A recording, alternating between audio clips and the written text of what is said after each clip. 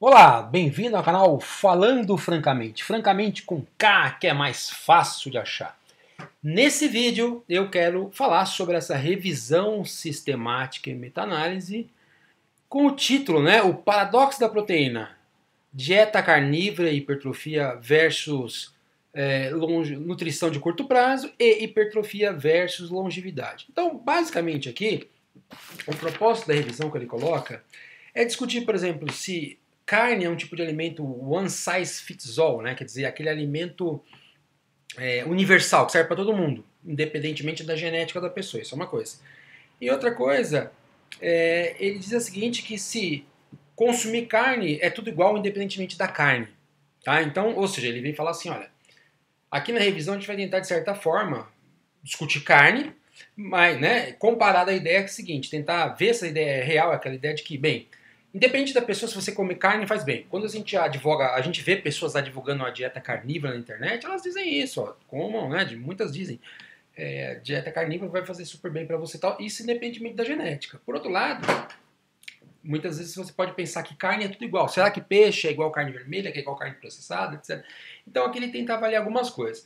Para a gente já ir adiantando, ele faz uma figura. Então, e outra coisa para entender essa figura aqui. O que ele discute aí? Basicamente, conforme o tipo de proteína. Hipertrofia muscular com exercício, ok?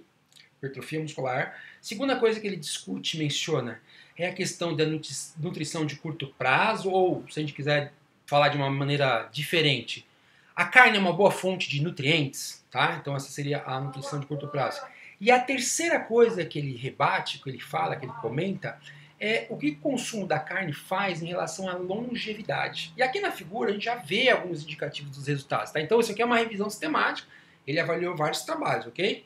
Então, olha aqui, quando a gente pensa na carne vermelha, na ave e nos peixes, né? Então fontes de proteína ou da carne vermelha, ou de aves e peixes, ou de origem de planta.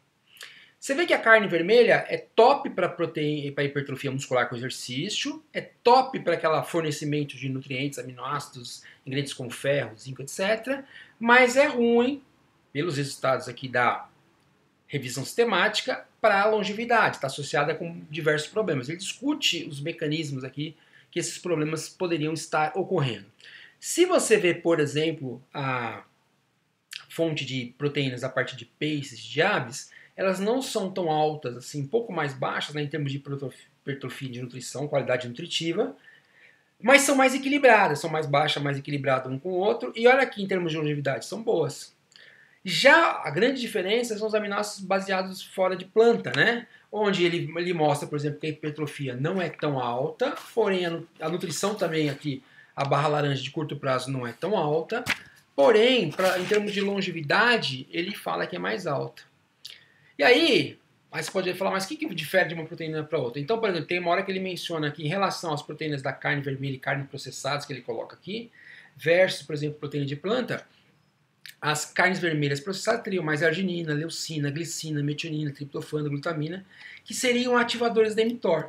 Então aqui, por exemplo, no paper, você vê que no paper ele vai começar a discutir, por exemplo,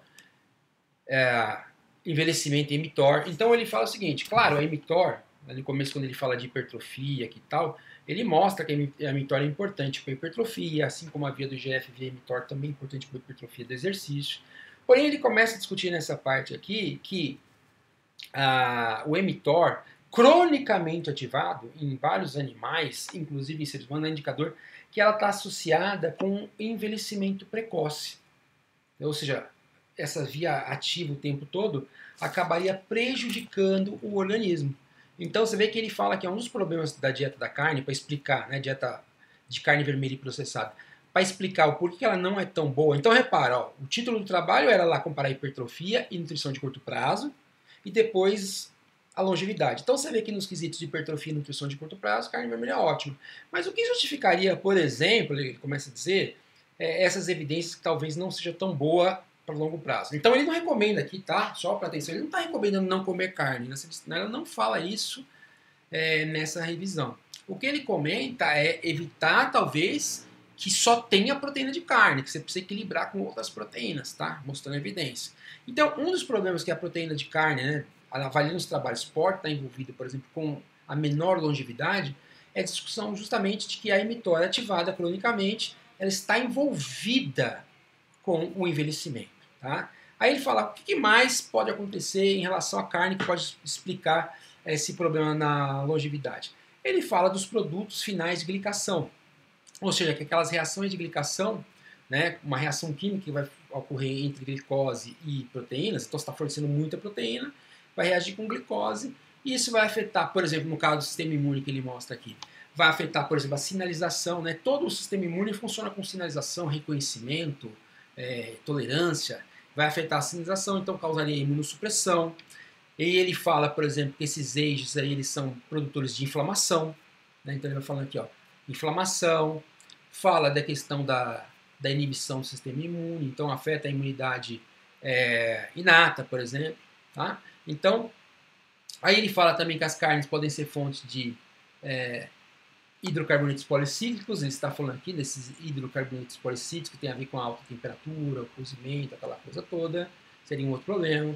Fala que, por exemplo, o ferro ou a gordura saturada, que ele fala do ferro, né, o sal, a gordura saturada, pode ativar o sistema renina-angiotensina, isso estaria envolvido, por exemplo, com a parte de vasoconstrição, aumento de pressão arterial, que já explicaria, por exemplo, parte das doenças cardiovasculares associadas à carne. Então, essas doenças cardiovasculares, né, a arteriosclerose, o AVC, então seriam essas coisas aqui, ele fala, né? Então ele fala aqui do ferro, fala do sal, né? E que os vegetais não teriam isso. Então ele fala, ó, né? Então para o envelhecimento e a longevidade, esses dados indicam que as proteínas, ele fala das plantas, né? Ou aminoácidos dessas plantas seriam melhores para a saúde. E aí ele vai falando da questão do sal, aí ele mostra a questão dos diabetes, do diabetes. Então ele fala da questão da gordura saturada, né, e do ferro, do colesterol, gordura saturada, causando, por exemplo, resistência à insulina. E aqui também é uma outra coisa interessante, tá? Ele não fala necessariamente do ferro per se, ou, desculpa, da gordura saturada per se como ruim. O que ele menciona muitas vezes aqui, ele cita isso no trabalho, muitas vezes que o problema da dieta carnívora é que as pessoas, em função da densidade, da maior gordura que tem, né, junto com aquela parte de proteína, acaba levando a pessoa a comer mais calorias. Levando a pessoa a comer mais calorias, faz com que elas ganhem peso. Tá? Então aí ele coloca aqui, né, do câncer. Então, ó, há uma forte evidência ligando o consumo de carne com o câncer coloretal. Né? E aí ele fala, por exemplo, aqui que pode ser a presença do ferro M, das carnes vermelhas e processadas que não estão presentes nos vegetais, né, não estão nos vegetais. E aí, isso ativando, por exemplo, oncogênese, ele cita esse Christenhusz oncogênese, né, e a superexpressão do P53, da via, que são a via de crescimento, né, de mitose. Então, colocando a questão aqui do câncer. Tá? Então, ele fala aqui, a carne vermelha processada e caso. E aí, ele cita uma referência aqui que, na época, avaliou 148 artigos e essa referência chegou nesses índices aqui, né? Que a carne estaria associada com 6% de risco maior de câncer de mama, 18% de câncer de colo retal, 20% de câncer de colo, 22% de colo retal, do câncer retal, 22%, e 12% do câncer pulmonar. Então ele vai falando o porquê que isso pode estar acontecendo, né? Da questão desse câncer. Aí ele fala do risco da obesidade, onde ele comenta aqui, né? Que pode estar associado, ó, às doenças crônicas devido, ó que ele comenta aqui, a maior densidade calórica e baixo conteúdo de fibra. Então você vê que nessa revisão aqui, ele não vem com o propósito de culpar a carne, tá? Ele pega trabalhos que tem esses índices, mas ele comenta ó, qual que pode ser o mecanismo. Então ele comenta, ó, por que talvez a carnívora esteja causando isso, ou a dieta de carne está causando isso. Porque na prática tem uma densidade calórica maior, então não é que o ferro M não é bom, tanto é bom que se você for ver aqui no título, ele fala, ó, a figura ela mostra que em termos de nutrição de saúde, de nutrição de curto prazo, de fornecer os nutrientes, a carne é excelente. Então ele comenta, então, claro que então, o ferro da carne é excelente, a gordura da carne é boa, o colesterol é bom, você precisa deles, né? Mas ele comenta aqui que o ferro da carne em excesso, que esse excesso de carne vai aumentar lá os conjugados, vai aumentar os produtos finais de glicação, vai deixar uma maior presença de calorias no organismo. Então ele tentando explicar por quê. Aí sim, repara, ele está falando aqui de uma dieta de carne desequilibrada, excesso dessa proteína, tá? Falta de fibras, então tudo isso geraria. Então ele cita obesidade. Tem uma parte aqui que ele comenta, aqui ele mesmo diz que é uma parte mais teórica, dizendo que pode ter resistência a antibióticos no ser humano, porque os animais são tratados com muito antibiótico, mas ele fala que isso precisa ser investigado, então ele comenta da obesidade. Cita claramente a questão da inflamação, então a carne vermelha está associada com mais proteína C reativa, que ativa mais interleucina 6, que ativa mais TNF, então é mais inflamatório. Calcificação de artérias, né? Redução da complacência arterial, também justificando ali as doenças cardiovasculares, aí fala do ferro M, dizendo que o ferro M é pró-inflamatório, então grandes quantidades de ferro, lembra aquela coisa lá do estresse oxidativo? Grande quantidade de ferro vai facilitar a reação de Fenton, desequilibra para o lado do ferro, e aí acaba fazendo um lado negativo. Não que o ferro M não é importante, não é bom, mas a questão, né? Então ele fala, inclusive ele fala aqui, ó, olha que interessante, ó, carne, especialmente a vermelha e processada, é alta em colesterol e gordura saturada, os quais, em quantidades excessivas, pode levar ao acúmulo de LDL. Então, de novo, aqui no trabalho, eu achei muito legal isso. Quando eu comecei a ler essa revisão, eu falei, pô, tá aí, né? Mais um adepto. Embora eu esteja... Olha que curioso, né? Embora eu esteja fazendo um vídeo para, de repente, alertar um pouco aos excessos da dieta carnívora, per se, os excessos que ela pode ter, eu não quero pegar uma revisão que simplesmente diga, ó, a dieta carnívora é ruim e sem uma base. Até porque, por exemplo, aqui no canal, já coloquei um vídeo sobre o que eles não querem contar sobre gordura saturada, mostrando que não tem evidência científica que, de fato, a gordura saturada em si causa problemas cardiovasculares. E eu achei muito bacana nesse paper aqui, porque ele cita isso, ele não condena, ele não fala aquela coisa mais simples, não coma carne porque carne tem gordura saturada, isso faz mal. Não, ele está de acordo com a literatura. Então, nesses textos eu achei bacana que ele fala, ó, gordura saturada em excesso, né? Colesterol em excesso, ferro em excesso. E aí ele vai falando tudo isso, tá? Então, aí ele fala do ferro M, e aí fala que não está nos vegetais igual, né? Fala da doença cardiovascular. Então, é muito interessante, mas a conclusão é essa. Ele diz assim, olha, ele fala aqui, ó, e nota, né, o paper em conta que a proteína de plantas é melhor para a longevidade, mas isso é melhor, mas não está tão associado com os mesmos benefícios para o crescimento muscular.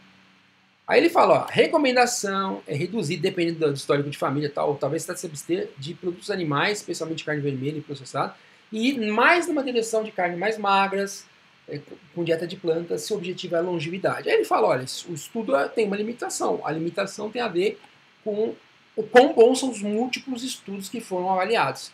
Mas é muito bacana porque, na minha opinião, ele faz uma avaliação equilibrada, mostrando por que carnes podem ser diferentes. Fala, pô, mas peixe é carne, carne vermelha é carne, o que um tem a ver com o outro não tem? Falando dos vegetais, citando mecanismos, né? E mostrando que, olha que curioso, o mesmo mecanismo pode ser bom a curto prazo, por exemplo, a ativação de mTOR, GF, para hipertrofia de treinamento, se cronicamente ativado, provavelmente desassociado de treinamento e cronicamente ativado, está ligado a envelhecimento precoce. E também essas dietas de carne em indivíduos que não treinam, etc., ou comem excesso, está associado com essas doenças aí. Tá ok? Então é isso. Se inscreva aí, né, no canal, aqui no nosso canal Falando Francamente, Francamente com K, que é mais fácil de achar.